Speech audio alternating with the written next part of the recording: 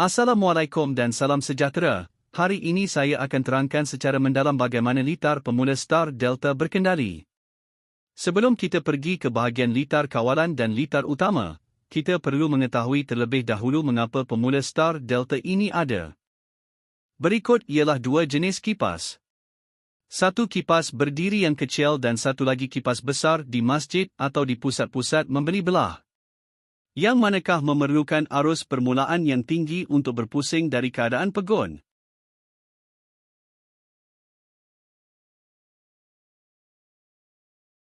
Jawapannya ialah kipas besar.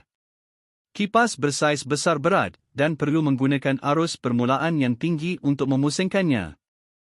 Ia memerlukan arus permulaan atau starting current yang sangat tinggi, biasanya 5 hingga 8 kali ganda lebih besar daripada arus larian normalnya.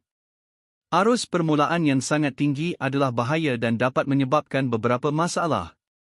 Antaranya ialah lampu di premis mungkin berkelip atau malap seketika, haba melampau akibat arus tinggi boleh memendekkan jangka hayat belitan motor dan pemutus litar mungkin terpelantik secara tidak sengaja. Motor perlu juga dihidupkan.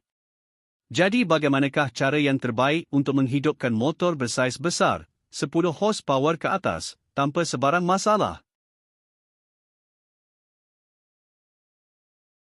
Jawapannya ialah pemula Star Delta. Berikan voltan rendah terlebih dahulu, agar arus yang masuk ke motor rendah pada awalnya. Pada ketika ini, motor akan berputar hanya 75% hingga 80% daripada kelajuan penuh.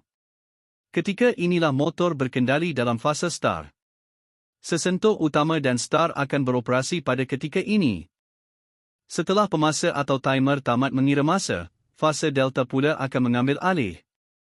Sesentuh utama akan kekal beroperasi. Tetapi sesentuh start akan berhenti dan digantikan dengan sesentuh delta.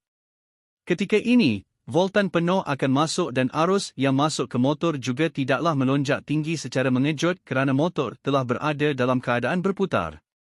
Pada ketika inilah, kelajuan motor bertambah untuk berputar dengan kelajuan penuh dan kekal dalam kelajuan penuh sehinggalah pengguna menekan butang henti.